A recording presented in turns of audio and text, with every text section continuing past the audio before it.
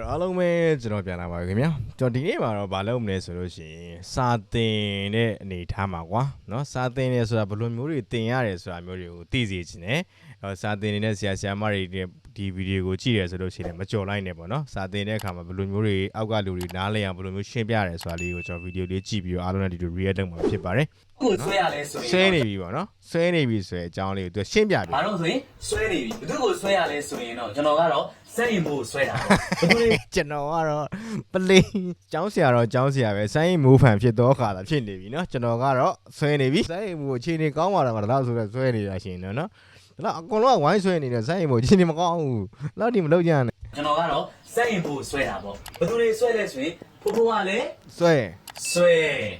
ဖိုးဖိုးကလည်းဘာလို့လဲဆွဲဘယ်သူကိုဆွဲဆိုင်းမိုးလို့ဆွဲဟုတ်ပြီဖေနဲ့မေမေကလည်းဘာလို့တော့ဘယ်သူကိုဆွဲနေရလဲဆိုရင်စက်ရင်မို့ကိုဆွဲနေပြီဘယ်သူကိုဆွဲနေရတော့စက်ရင်မို့လေးကိုဆွဲနေတာဟုတ်ပြီအဲ့ဒါဆိုရင်ညီလေးကလည်းမဆွဲဘူးလားဆွဲပါတယ်ဆွဲလန်းတာပေါ့ညီလေးကလည်းကြည့်ရနော်ညီမလေးကလည်းဘယ်သူကိုဆွဲဆိုင်းမိုးလေးကိုဆွဲချစ်စုံလေးကိုဆွဲချစ်တုံးလေးကိုဆွဲချစ်တုံးလေးကိုဆွဲဦးလေးကလည်းမဆွဲဘူးလားဆွဲပါတယ်ဒေါ်ကလည်းဒေါ်လေးကလည်းဘယ်သူဆွဲလားမဆွဲဘူးလားဆွဲတယ်ဘယ်သူကိုဆွဲတာတော့ဆိုင်းမိုးလေးကို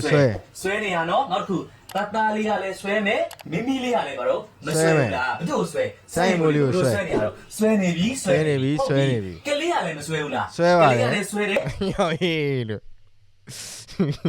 တောင်းနဲ့ဆိုတော့မရဘူးเนาะတောင်းသူဆိုလို့ရှိရင်တော့မရနိုင်ဒီနေ့တိုင်းကြီးရတယ်ဘာလို့ဆွဲတယ်အဲ့ဆိုတော့ဆွဲနေ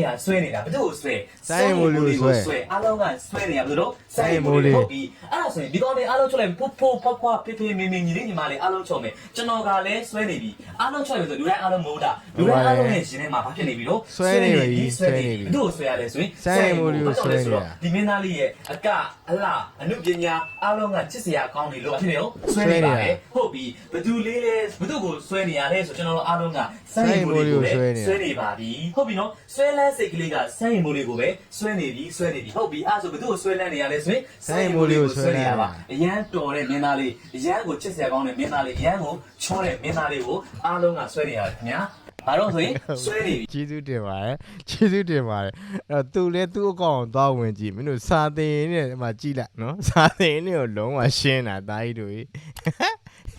ကဲဒီနေ့ကတော့တင်ချာအကြောင်းကိုတင်ပေါ့နော်ဘာလဲဆိုတော့တင်ချာပို့ဆိုင်နဲ့ပတ်သက်ပြီးကျွန်တော်တင်မယ်